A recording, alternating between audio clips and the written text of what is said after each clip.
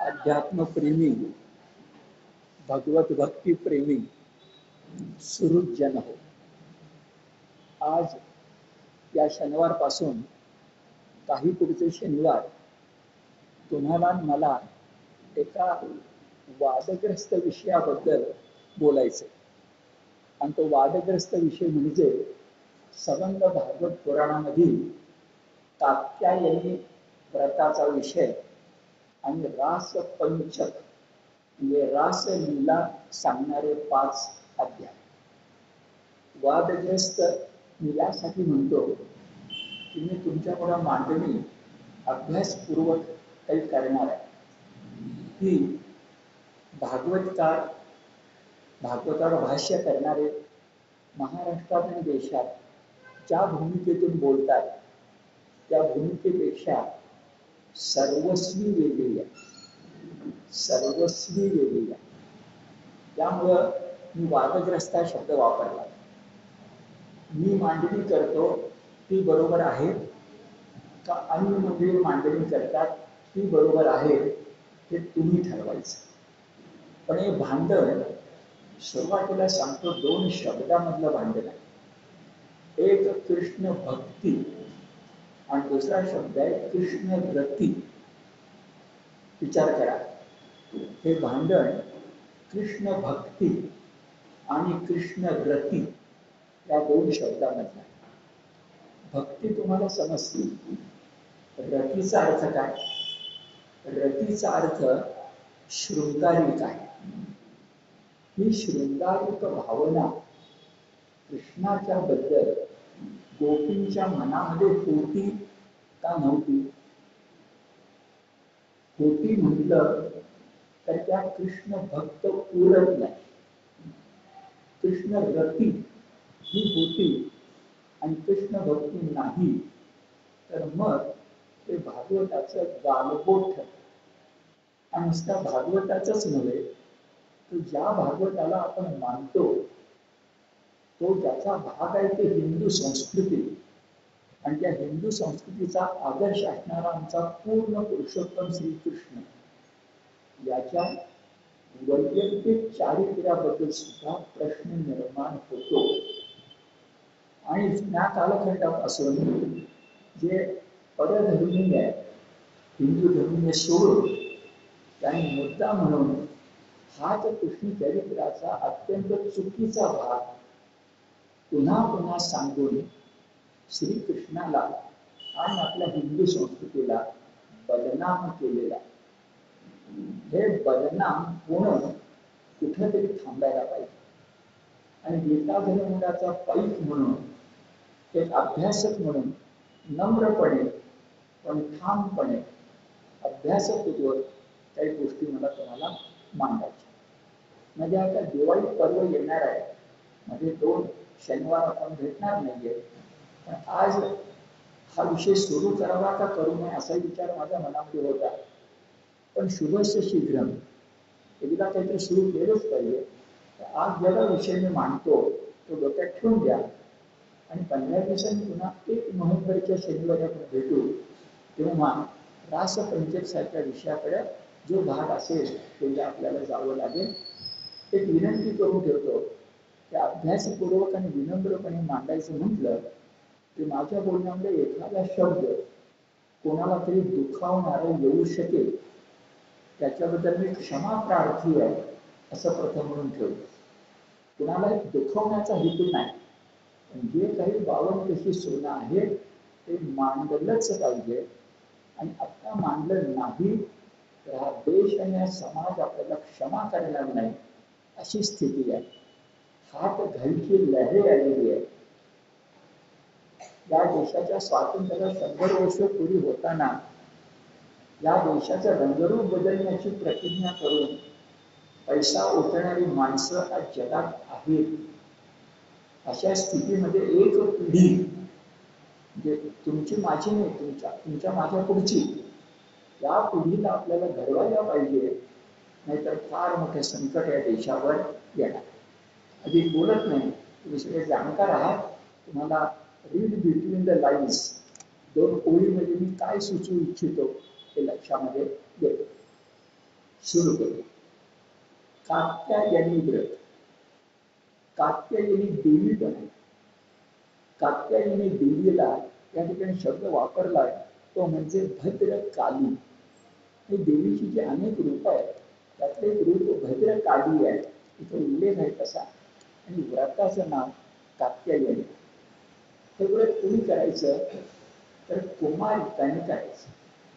कुमारिकांच्या मनात, आता इथे त्यांचं वय 9-10 वर्षाचं आहे आणि त्या कालखंडात बालविवाह होता.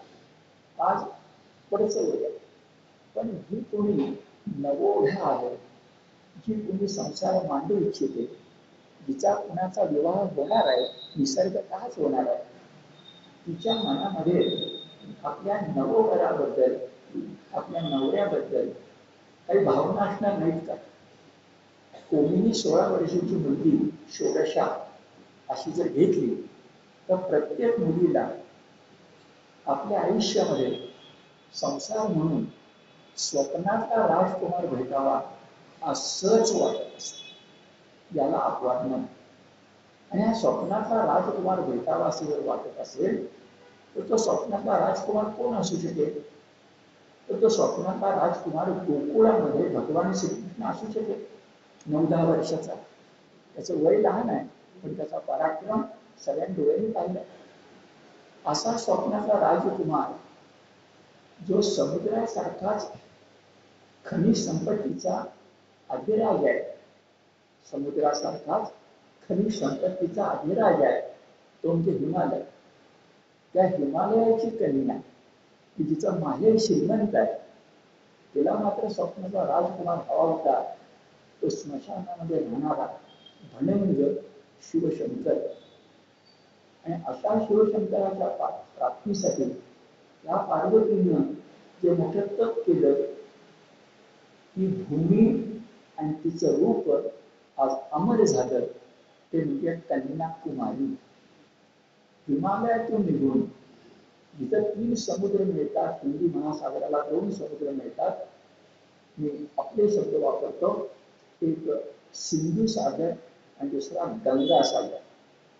विचार करा, सिंधू सागर आणि गंगा सागर जिथं हिंदी महासागराला मिळतात त्या जागेवर तिनं तप केलं, ते कन्याकुमारी.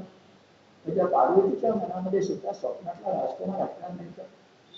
आणि तिसरी गोष्ट, आपल्या वैदिक पद्धतीमध्ये जेव्हा विवाह संस्कार असतो तर विवाह संस्कार किती गडबडीनं करायचं म्हटलं तरी सुद्धा मुलगी लग्नाच्या म्हणजे बोहल्यावर उभं राहायच्या पूर्वी काही मिनिट तरी एक पूजा करते, ज्याला आपण गौरी हर पूजा म्हणतो. त्या 3 गोष्टी काय सांगतात? गौरी हर, गौरी म्हणजे पार्वती, हर म्हणजे शंकर. तिचा आशीर्वाद घेऊन ती नववधू बोहल्यावर उभी राहते, ती स्वतःला पार्वतीच्या ठिकाणी मानते. याच पद्धतीनं कात्यायनी व्रत करायला कोण उभ्या राहिल्या? गोकुळामधल्या 8-9 वर्षाच्या त्या कालखंडातल्या त्या नवोढाच म्हणायच्या, कालच तसा होता. आणि त्या पहाटे जाऊन यमुना नदीवर भद्रकाली मातेची वाळूची मूर्ती करून पूजा करत होत्या. महिना, 2 महिने, 3 महिने, भागवतात पाडवेद आहे, पण करत होत्या. त्याचं अतिशय सुंदर वर्णन मूळ भागवतकारांनी केलं. मूळ भागवतकार म्हणजे इसवी सन पूर्व 1800, तर इसवी सन पूर्व 1900 त्याचे आकडे मी सोडतो. इसवी सन पूर्व 1900 म्हणजे महाभारताची रचना, भगवद्गीतेची रचना. त्यानंतर दुःख प्राप्त झालं म्हणून व्यासाने भक्ती अडवण्यासाठी महाभारत हा पंचम वेद लिहिल्यानंतर सुद्धा भागवत महापुराण सारखा केवळ भक्तीचा कल्पवृक्ष उभा केला. पण काळ कोणता? इसवी सन पूर्व 1800. आणि अशा या भागवताला गालबोट लावायचं काम, आता तुम्ही खूप त्याच्यात मी बोलणार आहे. तर संस्कृत मधला मोठा कवी आहे, कवी म्हणून त्याला 10 नमस्कार करावा इतका मोठा आहे. त्याचं नाव जयदेव. त्यानं गीत गोविंद सारखं काव्य इसवी सनाच्या 12व्या शतकात लिहिलं. आणि ज्या गोपींचं कौतुक नारद मुनींनी केलं होतं या सुद्धा गोपीच आहेत 8-9 वर्षाच्या, नंतर त्या गोपीच आहेत 18-19 वर्षाच्या, कोणी तिशीच्या आहेत. या सगळ्या ज्या गोपी आहेत त्या गोपींची कृष्ण भक्ती होती, अशारीर प्रेम होतं. कुणाच्याच मनामध्ये कृष्ण रती नव्हती. आणि रतीचा सुद्धा एक अंश सांगायचा म्हटलं, नीट ऐका, रतीचा सुद्धा एक अंश सांगायचा म्हटलं तर सगळ्यांच्या मनामध्ये वात्सल्य होतं. वात्सल्य हे भक्तीचंच रूप आहे. आणि म्हणून गोनी दांडेकरांनी जुन्या कालखंडामध्ये एक नाटक लिहिलं, या नाटकाचं नावच बोलताय राधा माता.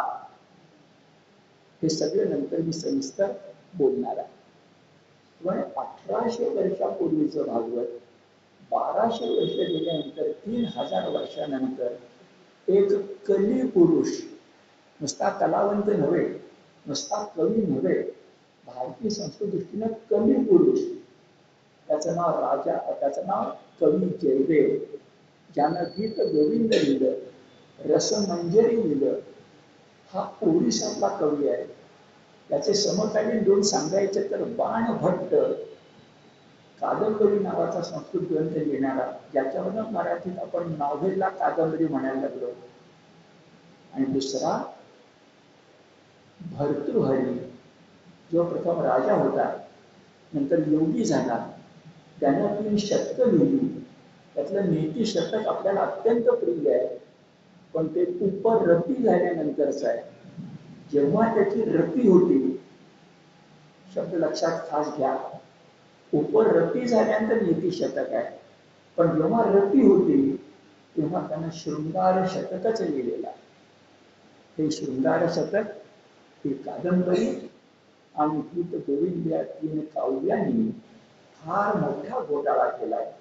आणि एका मोठ्या माणसाला, कोणता शब्द वापरू, पोलीस शब्द बरा नाही, पण त्याच्या तत्वज्ञानाला, शरीराला शारीर करण्याचं काम त्या जयदेवाने केलंय.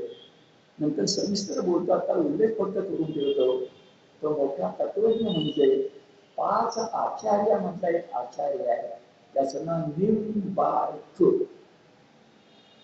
5 आचार्य आपल्याला वंदनीय आहे, प्रत्येकाचं तत्वज्ञान वेगळं आहे.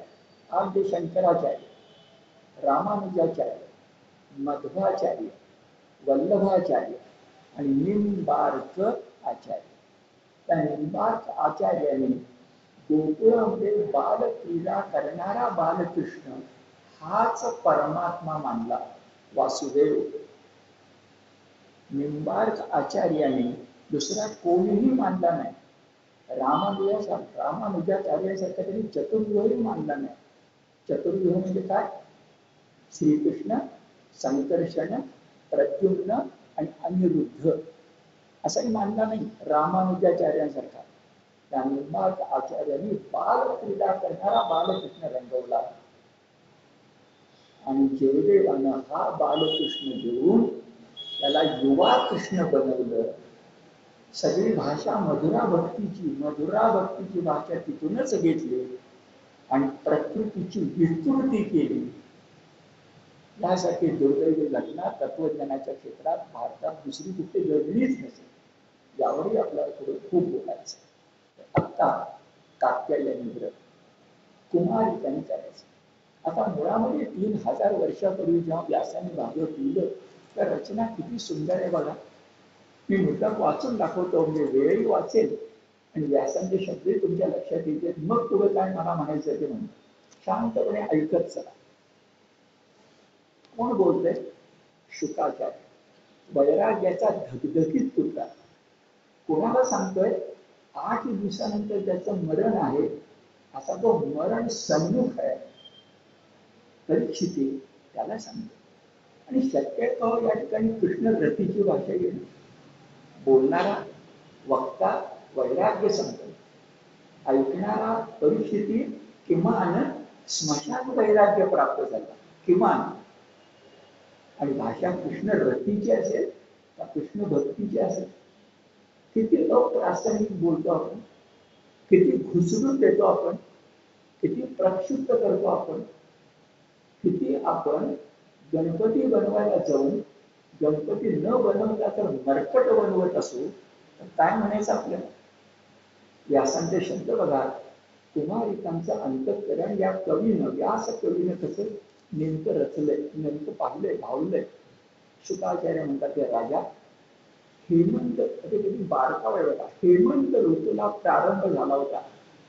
हेमंत ऋतूच्या पहिल्या महिन्यामधला म्हणजे मार्गशीर्ष महिन्यामध्ये हविष्य अन्न सेवन करून, हविष्य शोला य म्हणजे अग्नी होत्र तर अग्नीची पूजा केल्यानंतर जो प्रसाद शिल्लक राहील तेवढाच खाऊ. आपल्याकडे कसं भाजलेलं खाणं अशा प्रकारचं काही व्रत असतं बघा, अशा प्रकारचं किमान हविष्य अन्न सेवन करून जे उपवास करून त्या व्रजवासी कुमारिकांनी श्रीकृष्णासारख्या, श्रीकृष्ण नाही, श्रीकृष्णासारख्या राजकुमाराच्या प्राप्तीसाठी, आपला शब्द वापरला स्वप्नातला राजकुमार, कात्यायनी व्रताला प्रारंभ केला. हे व्रत करत असताना कसं आहे व्रत?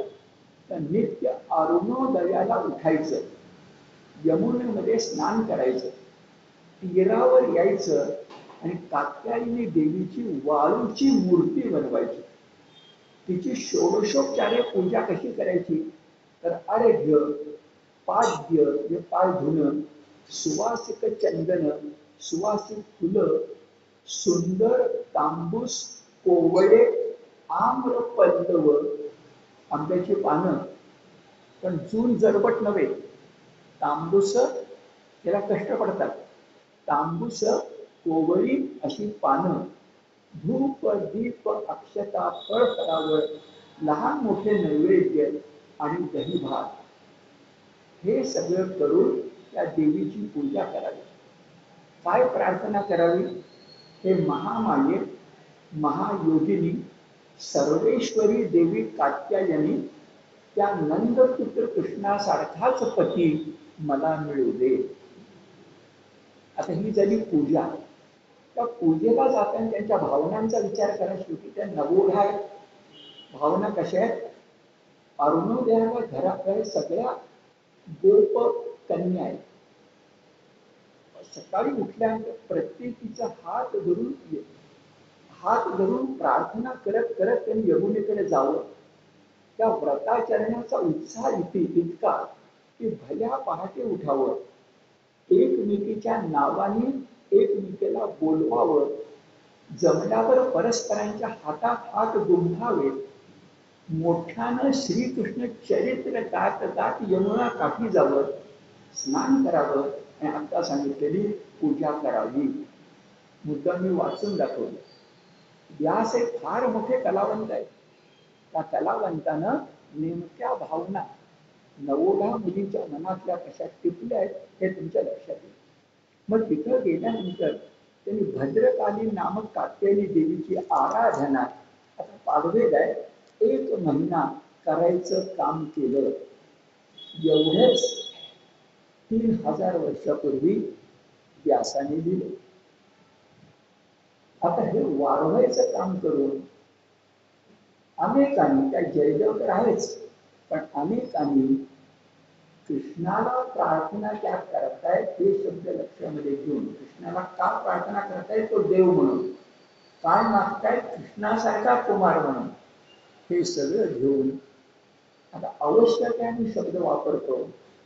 द्वादशी वार माझे फार मोठे पत्रकार आहेत, त्यांचा तोंडचा शब्द वापरतो. आपल्याकडे भक्तापेक्षा आंबट शोकी लोक जास्त असतात. हा शब्द माझा नाही, कारण फार लहान आहे. द्वादशी वार नावाचे विदर्भातले फार मोठे पत्रकार आहेत, त्यांनी वापरला. माझ्याजवळ त्याचं कात्रण आहे. आंबट शोकी माणसाने काय काय सुरू केलं? तर त्या भला पहाटे कृष्णाला घरातून उठवून यमुनेच्या काठातल्या कदंब वृक्षावर बसवलं. नुसतं कदंब वृक्षावर बसवलं नाही, तर स्नान करताना त्यांनी जे उपवस्त्र काढून ठेवलं असेल, ती उपवस्त्र पळवायचं काम लावलं. नुसतं पळवायचं काम लावलं नाही, तर ती झाडावर नेण्याचं काम लावलं.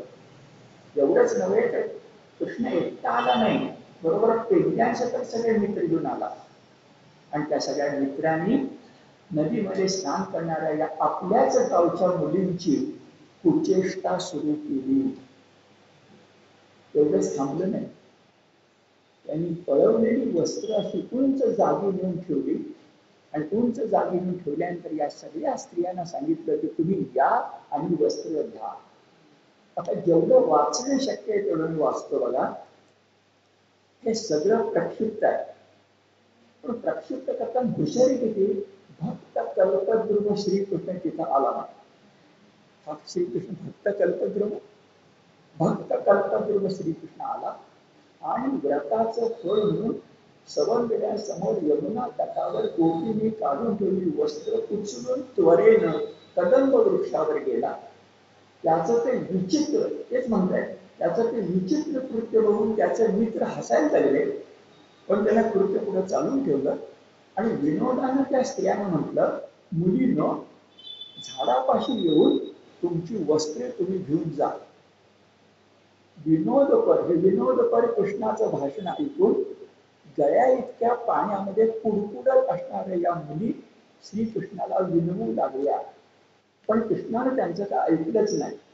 कृष्ण म्हणायला लागला, गोपी कुमारीनो, तुम्ही कात्यायनीचं व्रत अनुष्ठान करत असाल तर यमुनेमध्ये वाचणं आवश्यक शब्द वापरतो. वस्त्रहीन रूपात तुम्ही स्नान करता आहात, पण देवीचा मोठा कोप झालेला आहे, म्हणून तुम्ही येऊन वस्त्र घेऊन जा वगैरे वगैरे. याच्या आधी मागे इतकं आहे ते वस्त्रहीन सोडून बाकीचे शब्द मी वाचू शकत नाही. आणि सगळं संस्कृत मध्ये लिहिलंय, भागवतात आहे, सगळं प्रक्षिप्त आहे, पण आम्ही डोळे झाकून हेही वाचतो आणि भागवतात असं असं व्यासाने म्हटलं मी सांगतो. ही प्रकार नाही.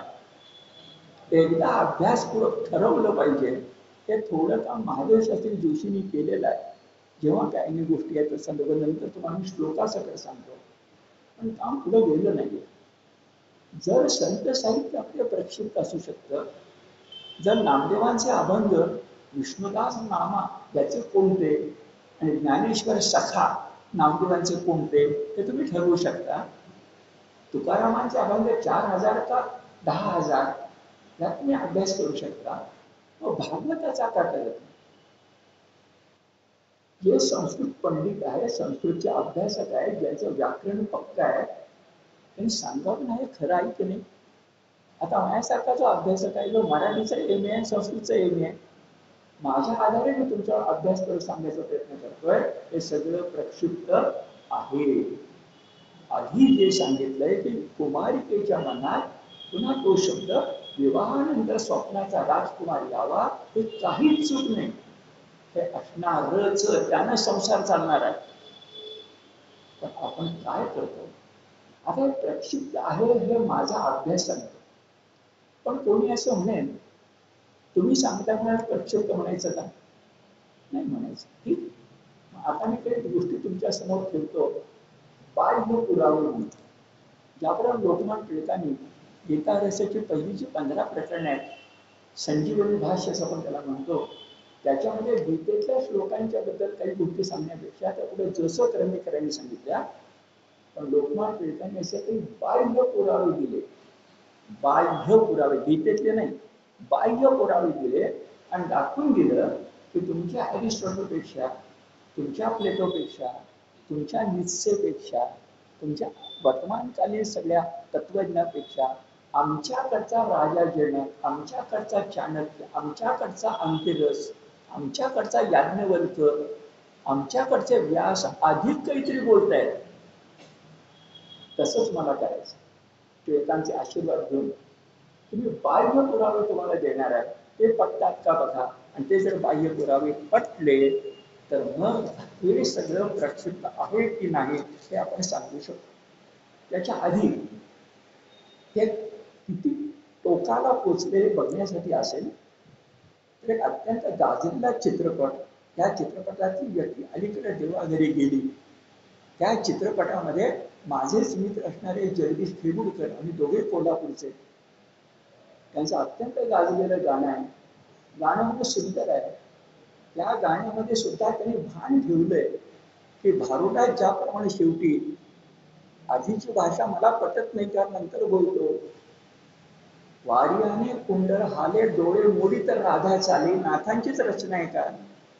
नंतर बोलतो, त्याच्यासह शेवटी मन मिळालेसे मना एका भूला जनार्दना, हे नाथाने म्हटलं असेल का आणि कोणीतरी म्हटलं असेल?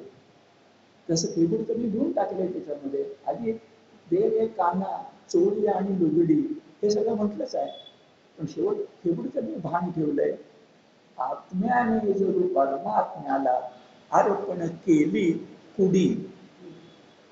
पण शेवटच्या वाक्यानं आधीच्याच समर्थन होत नाही, लोकांच्या लक्षात शेवट येत नाही. आजपर्यंत 3000 वर्ष होत आली आम्ही कृष्णाला असंच बदनाम करत आलोय ना.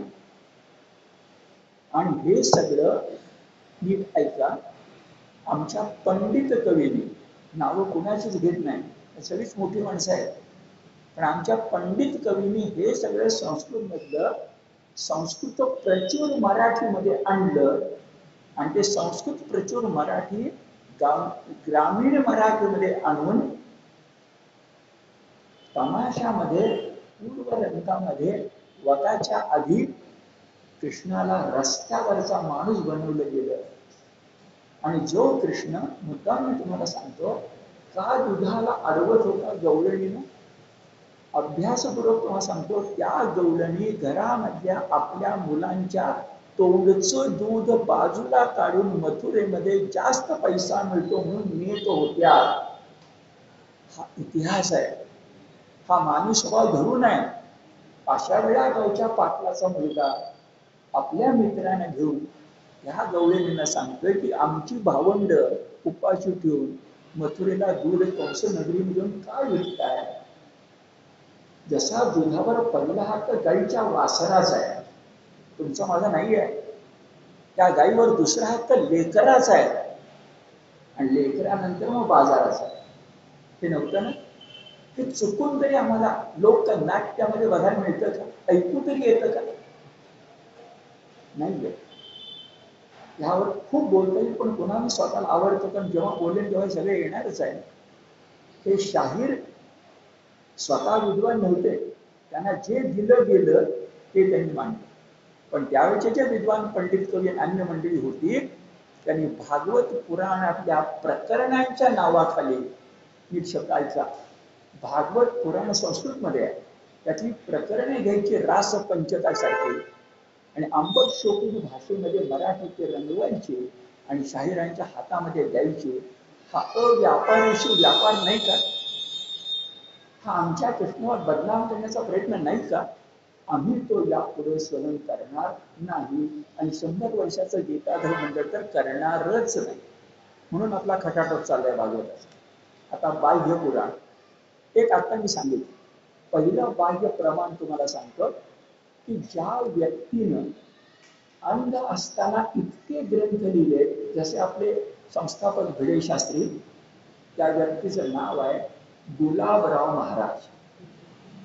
या व्यक्तीचं तत्वज्ञानाची एवढी पक्की बैठक आहे की तिनं ज्ञानदेवांच्या चिदविलास वादाला सुद्धा, तिचा कठीण आपण नुसतं ऐकून ठेवा, ज्ञानदेवांच्या चिदविलास वादाला सुद्धा शंकराचार्यांच्या विवर्ताच्या भाषेत अनभ्यस्त आभासहीन असा शब्द प्रयोग देऊन संस्कृतची पृष्ठभूमी मिळवून दिलेली आहे असा विद्वान. अंध 40 ते 100 ग्रंथ त्यांचे. या माणसानं जगात सगळीकडे आर्यच होते आणि ते आर्य कोणी इंग्लंडमध्ये युरोपमध्ये गेले, कोणी भारतामध्ये आले, कोणी अन्य गेले असा मुद्दा मांडलाय. आणि 100 वर्षापूर्वी या माणसाने लिहून ठेवलंय. मी पुस्तक आणि त्याचं पान दाखवतो. जवळजवळ 100 वर्ष, म्हणजे पुण्यातच होते, आपल्या आळंदीला जात असत. इकडं स्वारगेटकडे आपण कॅम्पकडे जायला लागलो ना, ते जो रस्ता आहे ना, त्यातल्या एका खोलीमध्ये गुलाबराव महाराज होते. ध्यानात एकावर आळंदीला सतत जात असत. ते म्हणायचे स्वतःला मी ज्ञानेश्वरांची कन्या आहे आणि कृष्णाची पत्नी आहे. कात्यायनी संबंध तिथे आहे. हे त्यांचे खास शब्द आहेत. त्या गुलाबराव महाराजांनी लिहून ठेवलंय की नव्या युगाचा धर्म हा हिंदू धर्मच असेल, आणि पुरावे दिले. पुस्तक आहे. अटल बिहारी वाजपेयींनी या पुस्तकांचं फार मोठ्या शब्दात कौतुक केलं. त्यांच्या ग्रंथावर छोटी मोठी अनेक पुस्तकं आहेत, आपल्या लायब्ररीत आहेत, माझ्या स्वतःजवळ आहेत, मी दिली पाहिजे तुम्हाला. एकच सांगतो, गुलाबराव महाराज म्हणजे चालतं बोलतं विद्यापीठ. बरं, घरची परंपरा संस्कृतची नव्हती, ही जातीचा उल्लेख करत नाही, पण घरची परंपरा संस्कृत अभ्यासाची नव्हती. त्यांना वाचून दाखवणारा एक विप्र ब्राह्मण होता. तो वाचून दाखवायचा आणि ऐकून सगळं केलं, अगदी आपले भिडेशास्त्र. बरं, आता हे आटोपते घेतो. आणि हे गुलाबराव महाराज स्वतः वर्षातून काही दिवस स्त्रीचा पोशाख करून कात्यायनी व्रत करत असत. आता पटकन लोक म्हणतील, चला ते कात्यायनी व्रत करत होते ना, आम्ही लिहिलं काय खोट आहे. पण बाह्य पुरावा असा या गुलाबराव महाराजांनी लिहून ठेवले त्यांच्या आत्मचरित्रात की हे कात्यायनी व्रत मी करतोय. अशा प्रकारचं कात्यायनी व्रत म्हणजे स्त्रीचा पोशाख करायचा आणि स्वतः ज्ञानेश्वर कन्या मानायचं, हे माझ्यानंतर कोणीही करायचं नाही, हा दंड घातलाय. आणि गुलाबराव महाराजांची मोठी परंपरा विदर्भात आहे. आपल्या कोथरूड त्याची एक शाखा आहे, त्यांच्याशी मी बोललोय. कात्यायनी व्रत गुलाबरावांची भावना म्हणून सांगतो, वस्त्र्यावरून किंवा तलवारीवरून काय म्हणू, पायात काही न घालता चालण्यासारखं आहे. अनुवाणी तलवारीच्या पाट्यावरून ते विलक्षण आहे. ते गोपीने केलं गोकुळात, पुढचं विसरून जा, गोपीने केलं. आणि वर्तमान काळात आपल्या गुलाबराव महाराजांनी केलं, अन्य कोणी त्या वाटेला जाऊ नये. याचा अर्थ आपल्याला नाही का समजत, किती खडतर व्रत असेल. आणि त्याच्यामध्ये तुम्ही वस्त्र चोरीची भाषा आणता, कृष्णाच्या हातून घडवता, काय म्हणावं तुम्हाला. पहिला पुरावा कात्यायनी. दुसरा पुरावा बघा, कृष्णाचं सगळ्यात मोठं काम काय आहे. कशासाठी महाभारती युद्ध झालं. एकनाथी भागवताच्या सुरुवातीला म्हटलंय की द्रौपदीचे वेणी कच, कच म्हणजे केस, द्रौपदीचे वेणी कच दुःशासनानं धरले, त्याच्यातून सगळी कचकच वाढली, नाथांचे शब्द आहेत, आणि महाभारती युद्ध झालं. महाभारती युद्धाचं एकमेव कारण आहे द्रौपदी वस्त्र हरण. 2 मिनिटं तुमची घेतो, तुम्हाला इथे लोकांना सांगता येईल. खूपदा लोक असं म्हणतात की गीतेच्या पहिल्या अध्यायामध्ये अर्जुनानं काय म्हटले, वर्ण संकर होईल, अमुक होईल, तमुक होईल. ते सगळं झालं नाही का.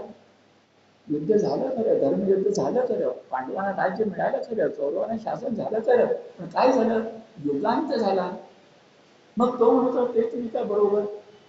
मराठीच्या एका मोठ्या माणसाने, त्याच्यावर मला खूप आदर आहे, त्यांचं नाव मी घेत नाही, पण त्यांचा लेख आहे, श्रीकृष्णाने अर्जुनाचा रथ नरकात नेला.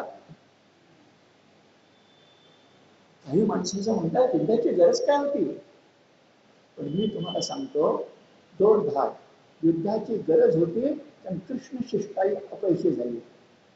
संसाराचा विचार केला तर सुईच्या टोकावर राहणारी जमीन देणार नाही भाषा जर असेल तर तो अन्याय नाही. जे हक्काचं आहे ते मिळवणं हा न्याय नाही, तो धर्म नाही, ते धर्मयुद्ध नाही. पण हे बाजूला ठेवतो.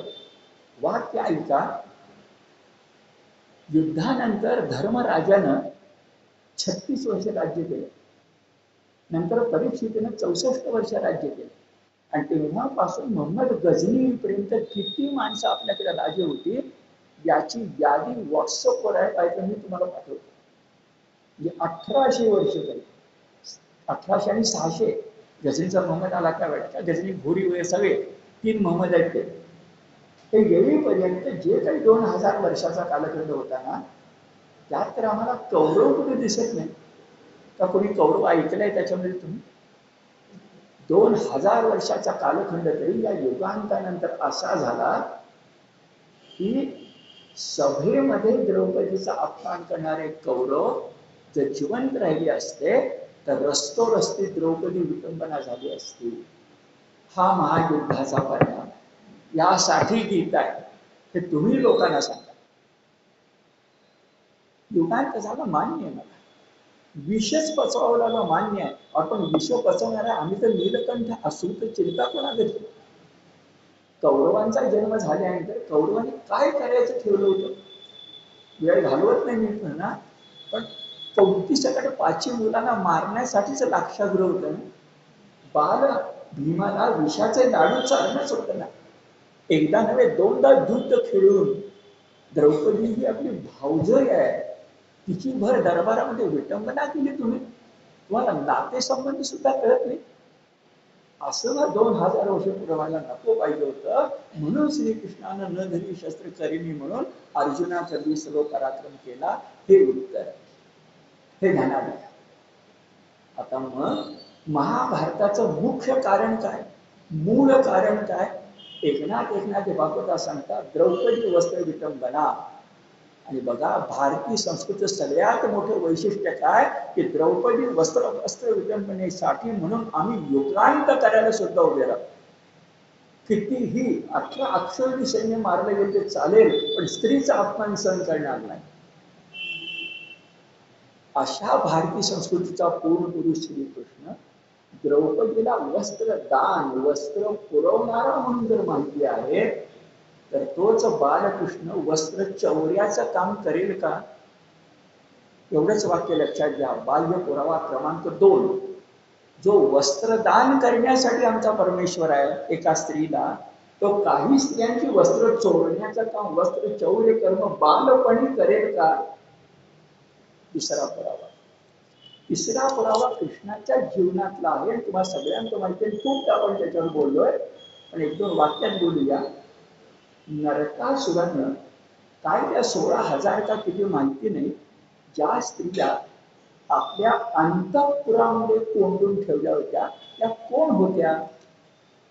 त्यातल्या बहुतांश नरकासुरानं जिंकलेल्या राजांच्या कन्या होत्या, राजकन्या होत्या. त्यांना अंतःपुरामध्ये कित्येक वर्ष कोंडून ठेवलं होतं, राजांना बंदिवासात टाकलं होतं. म्हणून राजे लोकांनी दूत पाठवला होता कृष्णाकडे की तू ये आणि याचा पराभव कर. जसं जरासंधाचं आहे तसंच. जरासंध नरकासुर, काही बरं नाव बरोबर आहे नरकासुर, तसं खरं नाव भौमासुर आहे बरं का. भागवतात त्याचं नाव भौमासुर आहे, भूमीचा पुत्र, पण नावानुसार त्याच्या लायकीनुसार नाव मिळाले त्याला नरकासुर.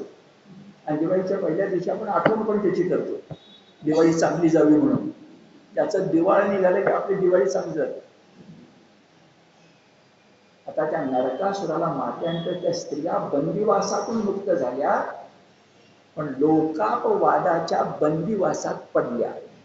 मी शब्द उच्चारतो, अभ्यासकांनी लिहिलेले म्हणजे तुमच्या लक्षात येतील.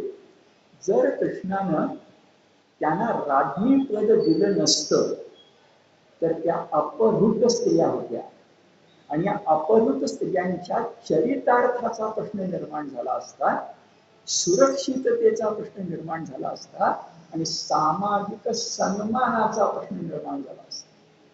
त्यांना कुटुंबातल्या माणसाने तरी दरवाजा उघडून घरात घेतलं असतं की याची शंका आहे. आणि शंका माझी खोटी नाही. जेव्हा फाळणीमध्ये आपले 10 लाख हिंदू मारले गेले तेव्हा काय काय घडलंय ते आपल्याला ऐकून तरी माहिती आहे.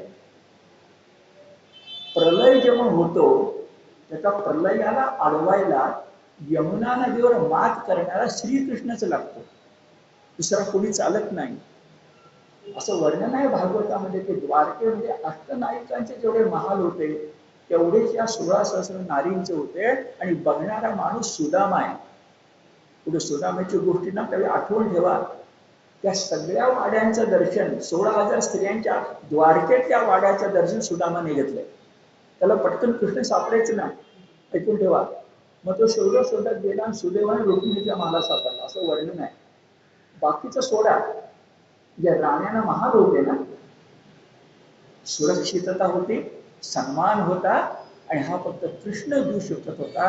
म्हणून त्यावेळेचा सगळ्यात मोठा समाज सुद्धा जर कोण असेल इसवी सन पूर्व 2000 तर आमचा भगवान श्रीकृष्ण आहे. त्याच्या हातात बघा ना सुदर्शन चक्र आहे, नुसती मुरली नाही आहे, नुसत्या मुरलीनं काम भागत नाही, चक्र लागतं. हा पुरावा.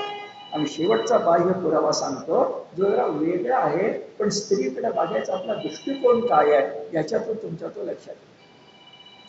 तो दृष्टिकोन असा आहे, खूपदा आपल्याकडे असं म्हटलं जातं, न स्त्री स्वातंत्र्य मर्यादी, एवढा अर्धाच तुकडा घ्यायचा आणि म्हणायचं स्त्रीला स्वातंत्र्य नाही असं तुमच्याकडे पूर्वजांनी लिहून ठेवलंय.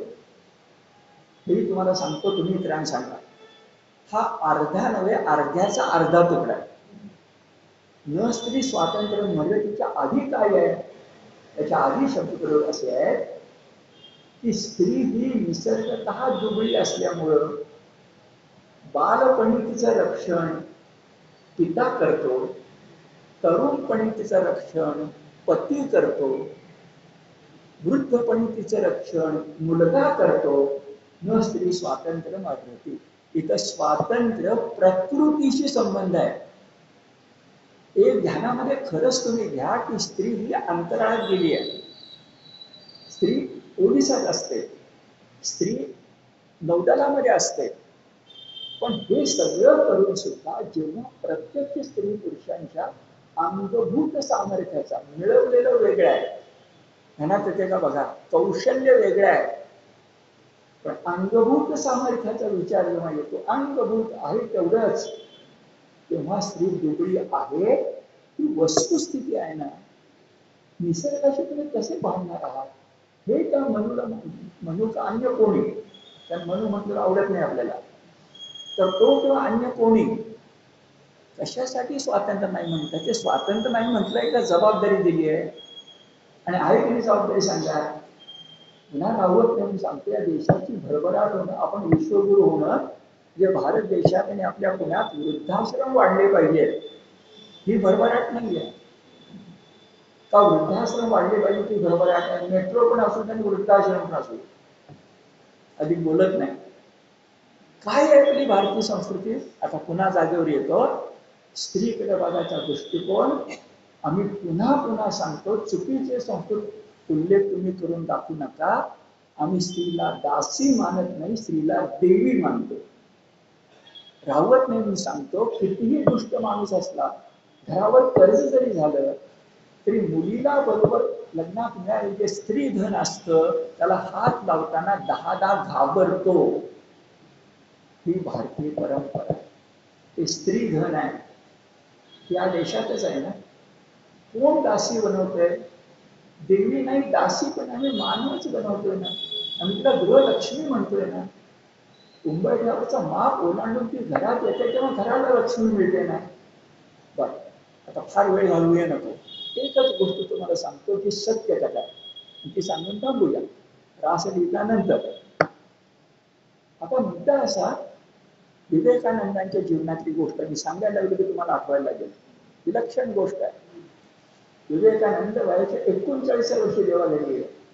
सगळं आयुष्य तरुणपण आहे त्यांचं, आणि त्या तरुणपणी त्यांनी 2दा परदेश प्रवास केला, अमेरिका 2दा, इंग्लंड 2दा.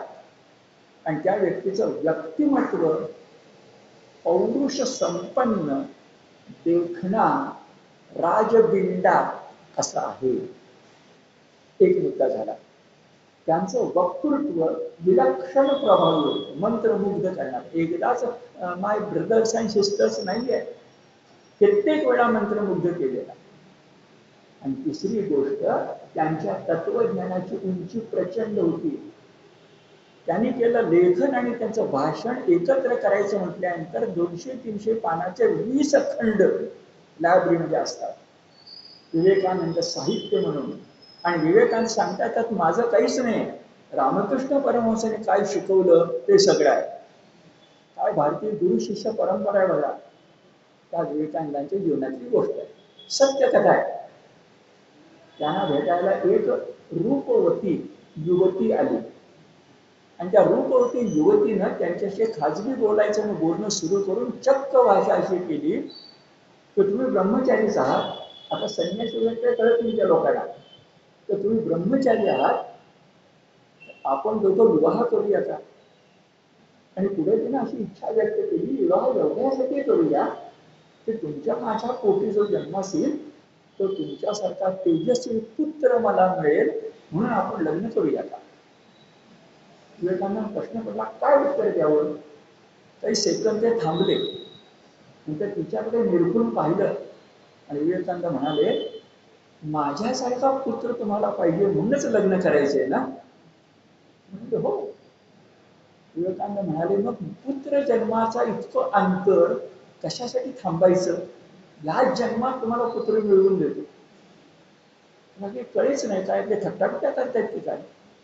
विवेकानंद खाली वाकले आणि माता म्हणून त्या रूपवती युवतीला नमस्कार केला आणि म्हटलं, आई तुला पाहिजे तसा पुत्र याच जन्मामध्ये मिळालेला आहे. खाली बोलायला पाहिजे. असा विवेकानंदांचा आदर्श या भारत देशाला मिळालेला. लोकमान्य टिळकांनी विवेकानंदांना आणून त्यांचं इथं त्यावेळेचा गायकवाड वाडा, आताचा केसरी वाडा 2-3 दिवस स्वागत केलेलं आहे. रेल्वेमध्ये भेट झाली. माहिती नव्हतं, भारत भ्रमण होतं, विवेकानंद नव्हतं, माहिती नव्हतं. पण टिळकांची दृष्टी बघा, टिळकांनी आणलंय का नाही हा इतिहास आहे. टिळकांचे गुरु असणारे विवेकानंद, टिळक आमचे गुरु. अशा स्थितीमध्ये त्या विवेकानंदांची एक कथा सुद्धा या कात्यायनी व्रतामध्ये प्रक्षेप करणाऱ्या माणसांच्या तोंडात चपराक देणारी आहे, त्यांच्या श्रीमुखात भडकवणारी आहे. आणि या रतीमध्ये कोणी भक्ती म्हणत असेल आणि भागवत पुराण सांगताना आपण जर तेच बोलत असू तर कुणीतरी ते थांबवायला पाहिजे. या दृष्टिकोनातून गीता धर्मताचा प्रपंच चाललाय ते तुमच्या लक्षामध्ये येईल. आता रासलीला शब्द वापरला, घरी जाताना तो शब्द तुमच्या डोक्यात नको. रास शब्दामध्ये मूळ शब्द रस आहे. रसोवई 6 म्हणजे ब्रह्मरस. रसोवई 6 उपनिषदाची भाषा. जगात सगळ्यात मोठा रस कोणता? आणि खरंच आहे, माणसाला सगळं मिळालं तरी काय हवं असतं? मोक्ष. तो रस हवाच असतो. तो उसाचा रस नसतो, तो रस असतो, तो हवाच असतो. भारतीयांना तर हवाच असतो, इतरांचा बोलूया नको आपण. रसोवई 6, त्या रसाची प्रक्रिया म्हणजे रास. त्या रासाची पूजा म्हणजे रासलीला. एका वाक्यात सांगतो, गोपीनी सांडण्यात यमुना काठी अशारीर स्थितीमध्ये अशारीर कृष्णाची मानस पूजा केली, त्याला रासलीला म्हणतात. हे सगळं सविस्तर तुम्हाला मी दाखवून देतो आणि पुराव्याने दाखवून देतो. 10 गोपींच्या 10 कृष्ण असं नाही. 10 गोपींच्या मनात 10 कृष्ण आहेत आणि मानस पूजा आद्य शंकराचार्यांनी सांगितले असं आहे. शेवटचं वाक्य, आम्ही त्या रासलीलेला शृंगाराची आरास लीला केली, हे आमचं दुर्दैव. आरास, रास राहिली बाजू, आणि त्या रासलीलेनं कृष्णाला आणि 5 अध्यायामध्ये भागवताचा आधार घेऊन आणि जितका त्रास देतोय तितका केला. पण यापुढे तो भगवान असा बावल कशी सोन्यासारखा उभा राहायला पाहिजे असा आपला प्रयत्न आहे. तुम्ही इतक्या संख्येने येत आहात आणि माझं बोलणं ऐकता आहात, ही सुद्धा मला कृष्ण भक्तीच वाटते. थोडी पुढे चालू ठेवा संपेपर्यंत, तेवढा विनंती करतो आणि थांबतो. नमस्कार.